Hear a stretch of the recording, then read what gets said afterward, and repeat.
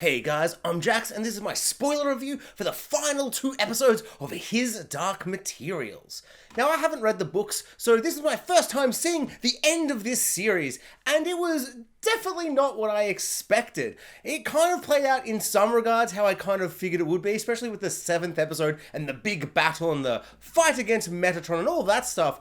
But the second episode, like the 8th episode, the final episode of this series, did not play out at all how I expected. Kind of felt like this inversion of the whole Garden of Eden thing with Adam and Eve, but in this case, it's Lyra and Will, or Eve and Will, if you want to call her Eve. And while on one hand, I really enjoyed a lot of the kind of intense religious themes and ideas that play in how the kind of structures of churches and religions and how they play against free will and spirituality and all these really interesting ideas that are at play. Mary gets a backstory monologue at one point, and that was fantastic, and I felt that really kind of hammered home the themes and ideas that this show does so well. And of course, we got our elephants with rollerblades skating about being all cool and hip, and I loved that.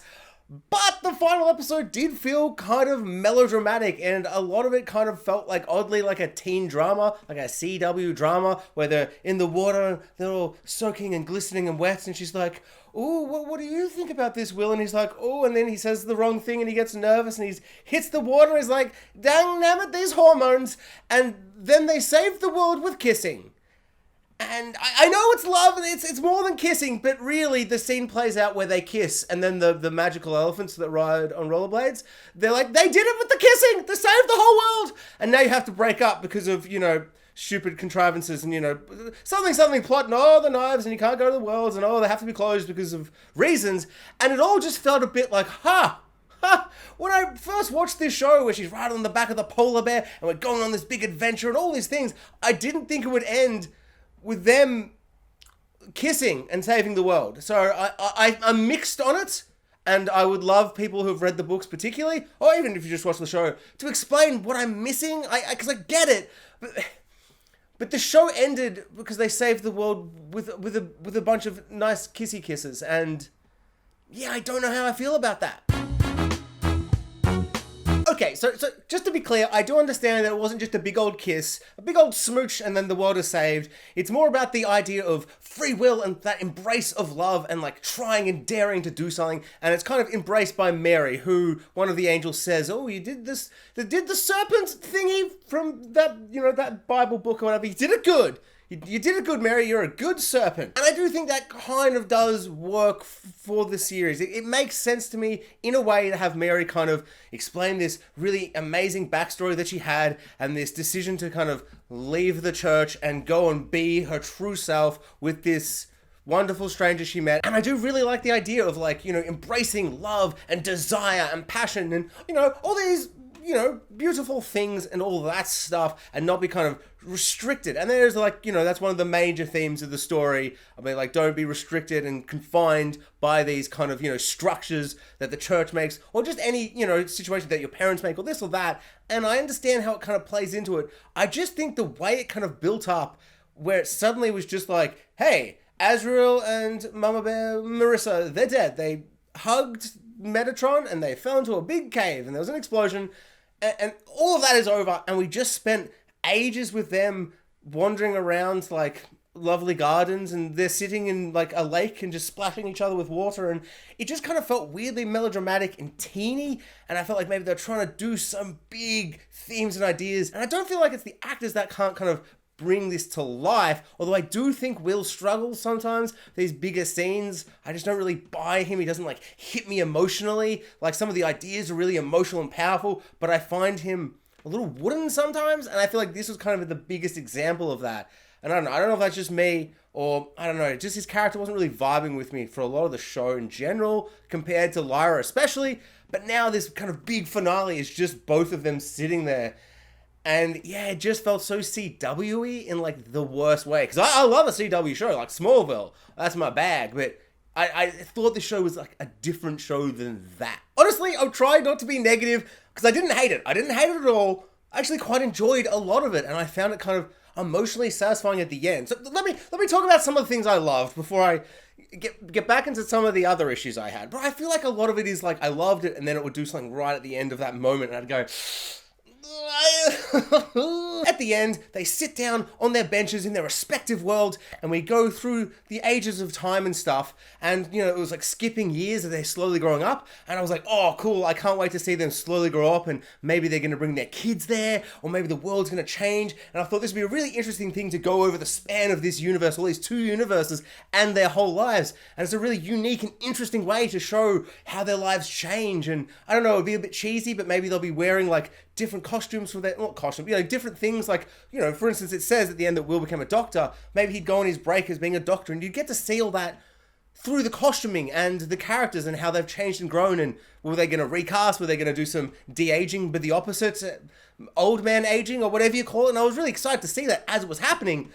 And then it cuts to black, and we get this weird documentary style epilogue where it just like has factual text like, and then Will went and became a doctor or whatever. And then Lyra, she's going to have lots of adventures, lots of wonderful adventures. It's just like, what? Like a documentary? It's such a weird, lazy, boring way to kind of tell us the end. I just don't really understand why they did that, especially when they had a perfect, beautiful way to kind of tell us all this information. It'd be really unique and interesting and fun. I was baffled by it. It's like, maybe, and I kind of think in my head, maybe because I haven't read the books, that would be like the last lines of the book. So they just put that on the screen to honor the book, maybe? And I don't know, maybe is the book ready? You're like, oh, that's the lines from the book? This is a TV show. It's a different medium. Show. Don't give me text like it's the end of a documentary. I don't know. So once again, the thing I love, but then when, or do I hate it? I don't know. I feel like that is why I feel slightly more negative of the whole thing. Because even if some bits don't work, emotionally I was kind of satisfied with it. And then this text came up and I went, oh, wait, am I? Another thing that I thought was really interesting as well is we got the younger priest guy, and he had survived the war because he'd gone off on his own little kill assassination mission. And he's like past the war, like it's over. His, like, God is dead, it's all done, but he's still, like, driven for this mission, unaware that it's all over, and he's still driven to kill Eve, Lyra, and I thought that was a really fascinating way to kind of handle it. I really didn't think it was going to play out like that, and he's on this mission, he's killing beautiful animals, and his little spider demon is all like, I'm a spider, because spiders are evil, and I'm like, they are evil. They terrify and horrify me, and that's the exact animal that a monster should have. He sucks, and I thought it was really fascinating kind of position to put the character in, and I was really interested to see with the kind of interaction with him and Lyra. And then you see him like doing a sniper thing, and it's like, okay, so he's not gonna have an interaction. How's this gonna? He's clearly not gonna kill her. So what's gonna happen?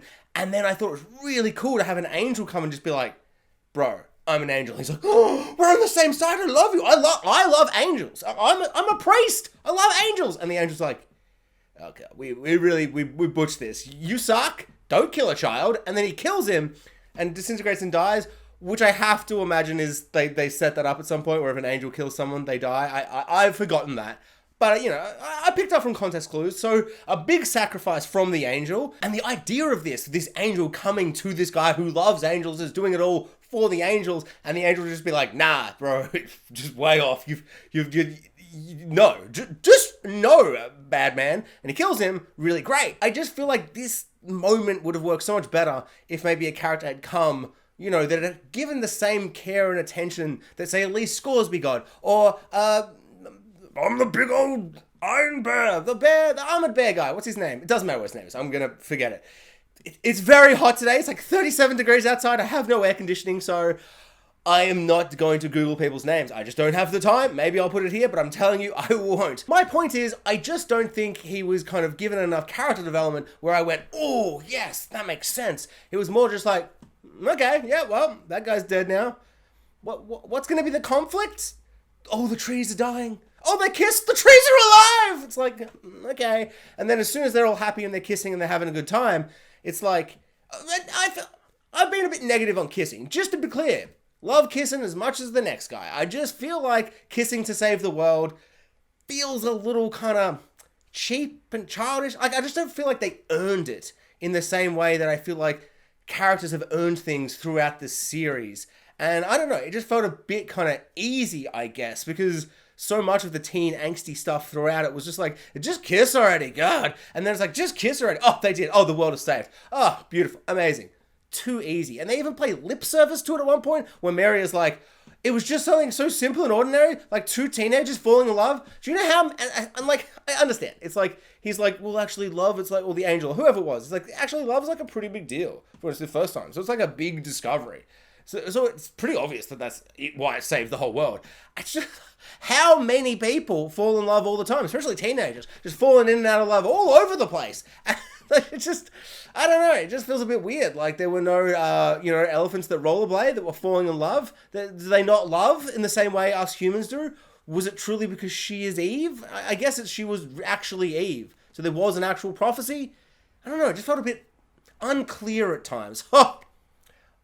Speaking of unclear, there's one scene that completely baffled me, and I have to presume I know what happened, but also, surely not. So in episode 7, Lyra's parents get together and they go into the cloud, and they have a big old conversation with Metatron, and then they do a bit of a punchy scuffle. Then, the monkey guy, the little orange monkey boy, he goes, "Pacha!" and the big electricity explosion of whatever, sciencey, who gives a shit, whatever happened, the explosion, and they're all falling, and they grab him, and awkward slow-mo hugging grab, tussle, bit of claws action, and they all go falling down, and Metatron is dead, and it's all over, and it's like, wow, it's all sad emotion, some clunky, weird slow-mo falling, but that's to be expected. Falling is always hard to do.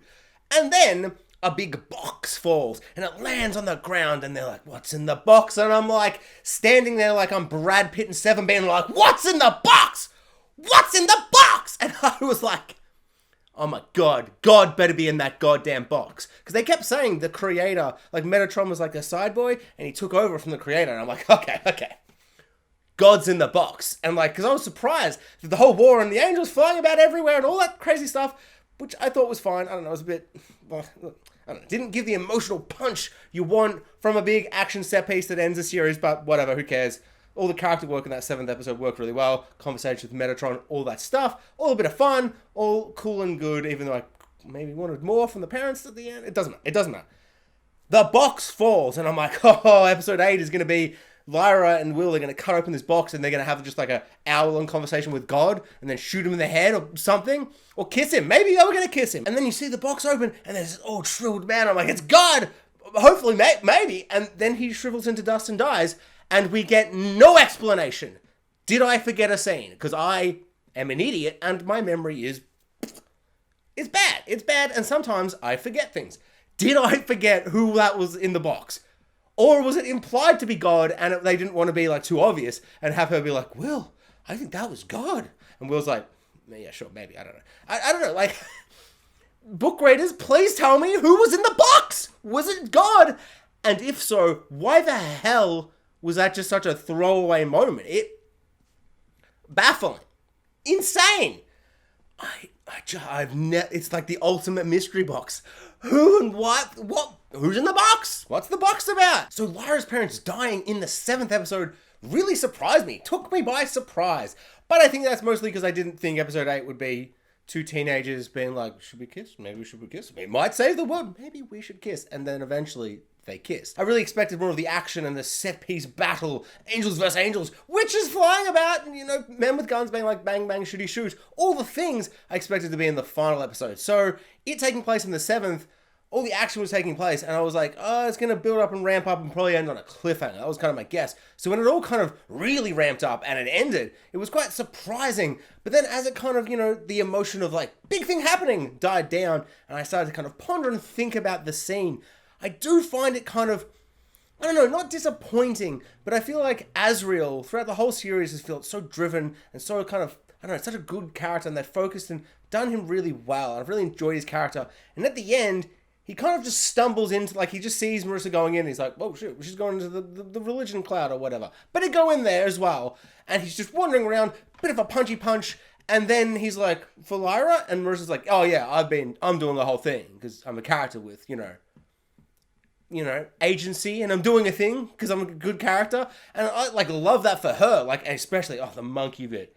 Oh my lord, where the orange monkey pulls the lever and Lyra's looking at him, and the little CGI monkey face just giving you the best, just incredible animation, actual emotive feelings from a little monkey thing, and He puts the hand out, but then just as the fingers are about to touch, the dust falls away. It's beautiful. It's good. I liked it a lot. But I don't feel like Azrael got that same moment. It just kind of feels like he was there. He's like, I'm also here. And I was like, I don't know. It's like she has been more of a main character. Obviously, being in season 2 when he was not. He's kind of, appeared more sporadically over the whole series.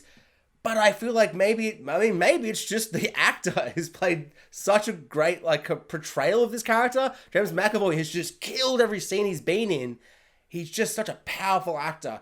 Commands such a presence on screen. I felt like in the end, I'm like, I think I wanted a little bit more from him. Like, the best bit we get is when he's like, now we're free. And he does the big speech and he riles everyone up. And it's like, I like this speech. A good speech is good, especially about rebellion against something that you don't like or whatever. It's good stuff. And I like that. I just really did expect them to kind of team up more. I think it would have been more satisfying. And I don't know, I don't feel like it would take away from Marissa's agency. I think she could hatch the plan, but to him to be involved, to know what was going on, I just think that would have played out more satisfyingly if it was an intentional team up. Because the whole scene kind of plays out as if we're going to think that Marissa's going to turn on Azrael and Lyra, which of course she won't. I've been watching the show. Why would you think that I would believe that? And so it feels like a fake kind of fake out. It doesn't feel real. I'm just sitting there being like, I'm waiting for that turn, waiting for her to be like, twist, gotcha, Metatron! And then she tackles him and they do the whole thing. So I think if we'd known it the whole time, I just think it would have been more exciting and more like, oh, they've so got him. They're both talking to him, but they know what's going to happen. I don't know, it just feels like that would have worked better, at least for me. I don't know, I think that would have been nicer to have these two characters come together after all the strain and distrust and hatred they've had throughout the series. And both starting off as not Azrael, but, at the start of season 2, they're both villains, And so then at the end of the series, for them to both hug, but also in the middle of them is God, and they all fall off a cliff and die. I just think that would have worked better if it had been planned and they had kind of come back together fully at the end. But hey, whatever. I still thought it was pretty cool that they all fell into a big old cliff. And the self-sacrifice. And Lyra now has to live her life without them. But once again, I love that in theory. I just don't think Lyra got enough to kind of deal with. She's like, why did my parents betray me and abandon me and this and that? Oh, well, actually, let's not talk about my parents because you're looking pretty damn sexy without that shirt on in this lake. And then it kind of went in that direction. And I feel like there wasn't enough kind of juicy material for her to kind of chew on and kind of think about the fact that her parents did this. Did she even ever know what they did? Did we ever have a scene where she's like, oh my God, my parents hugged together, but God was in the middle and they fell off? That's pretty crazy. Maybe they don't suck. I mean, they still suck because he killed Roger and my mum did some atrocious things, but they killed God and he sucked too. So, they're complicated people. She never had that moment. It just feels like there's a lot left on the cutting room table that was probably in the book that they just didn't have time for, but they could have made time for. So, I don't know. I didn't hate it. I feel like this review sounds like I hated it. I quite enjoyed a lot of it. I've loved the series. In general, I love the series, would always recommend it, particularly season 1. An incredible season of TV. Season 2 and 3, not as good. Still pretty good with some really cool ideas and interesting, complex, dark themes and ideas. And yeah, I don't know. Sometimes I feel like maybe it missed the mark a little bit for me here and there. But that being said, this show has elephants that are kind of the size of horses but weird colors and they ride seed pod thingies like rollerblades. And that's maybe the most insane thing I've ever seen in my entire life. And that brings me pure joy. And that alone, best show I've ever seen! It's not, but it's not even the best season I've seen this week. But that's not fair. I'm rewatching BoJack Horseman, and it's not fair on any show. I really shouldn't watch anything while I'm rewatching BoJack. It's just, it's such a good show! Thanks for watching, guys. Like, subscribe, hit the notification bell, and comment below. I'd love to know what everyone thought of the series finale of His Dark Materials.